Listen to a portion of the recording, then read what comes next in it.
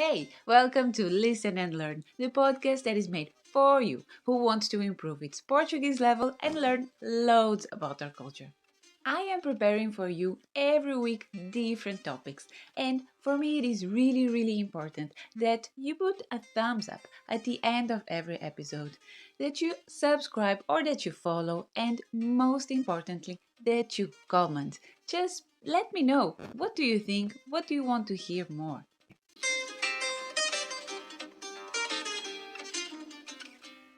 Olá e bem-vindo a mais um episódio de Listen and Learn. Aqui estamos juntos para eu ajudar-te a melhorares o teu nível de português e também aprenderes um pouco mais sobre a cultura de Portugal. Tu também podes ajudar-me.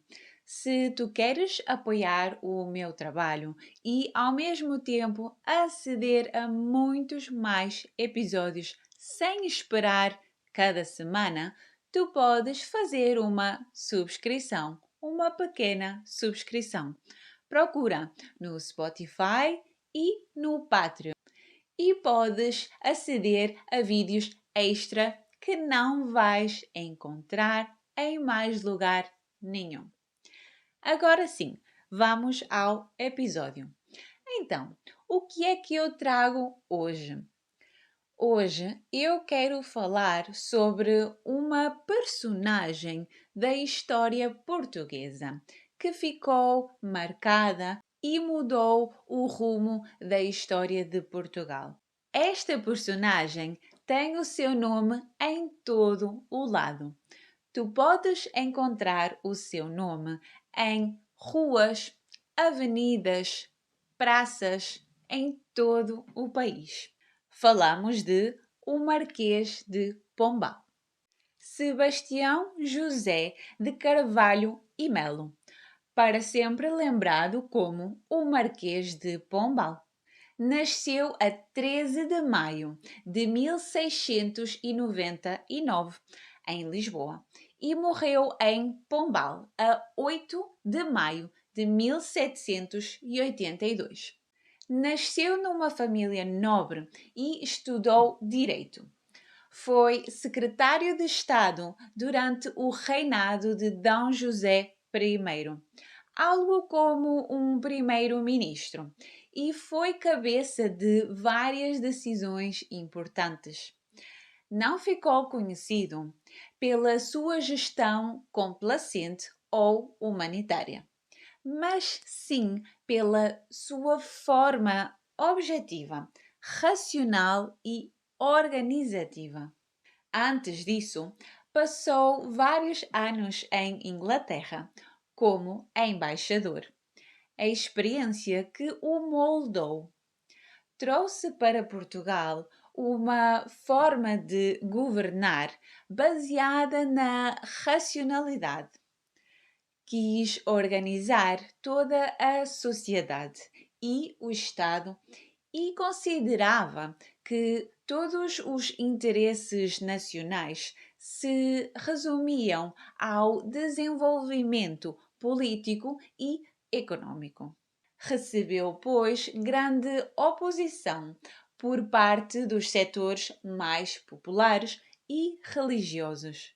Em 1761, proibiu o tráfico de escravos em Portugal continental, mas não por razões humanitárias, mas por considerar que eram mão de obra fundamental no Brasil.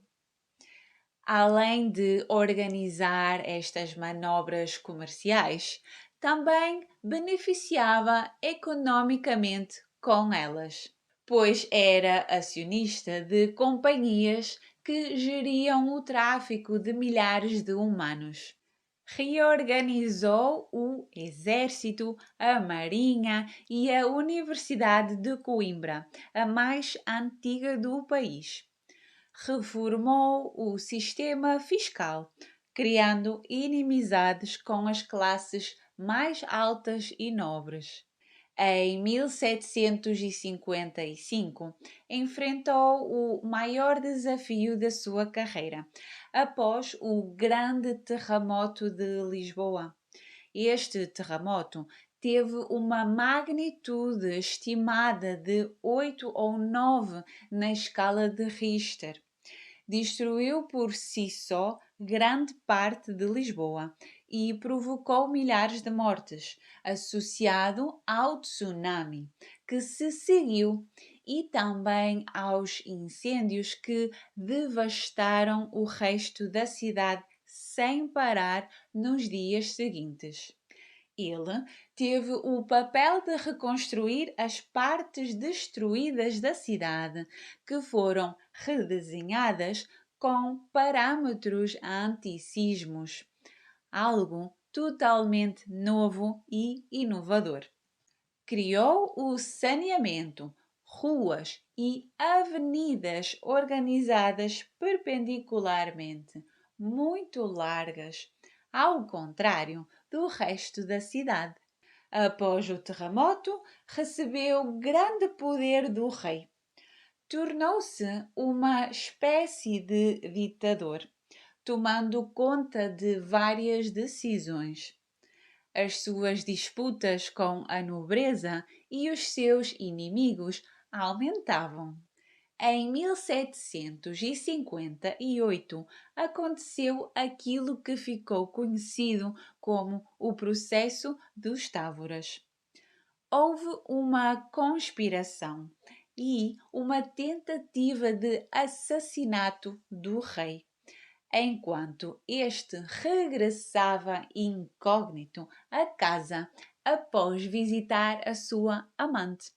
O rei foi alvejado num braço, mas sobreviveu. Seguiu-se um processo de acusação e perseguição. Foram presas mais de 1000 pessoas que nunca tiveram direito a um julgamento formal. Os presos foram brutalmente torturados, sendo condenados à morte vários membros da família dos Távoras.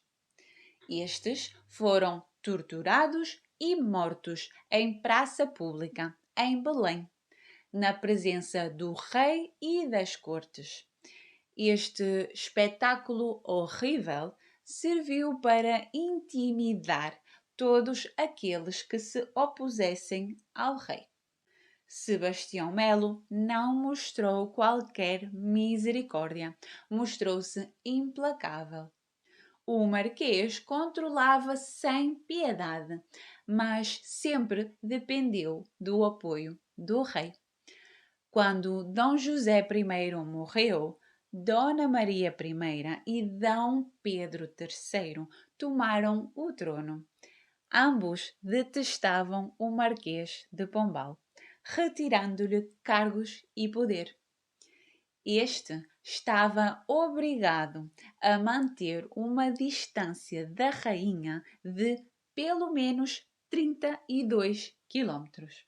Se a rainha saísse em viagem e tivesse de passar por perto de uma propriedade do Marquês do Pombal, este era obrigado a sair da sua própria casa. Quase todos os seus antigos aliados o abandonaram. Tinha inimigos na nobreza e no clero. A população festejou na rua e houveram, inclusive, tentativas de destruição dos seus bens. No entanto, morreu pacificamente na sua propriedade em Pombal, deixando para trás uma época de reformas controversas. Ok, e assim ficamos a conhecer um pouco mais sobre o Marquês do Pombal.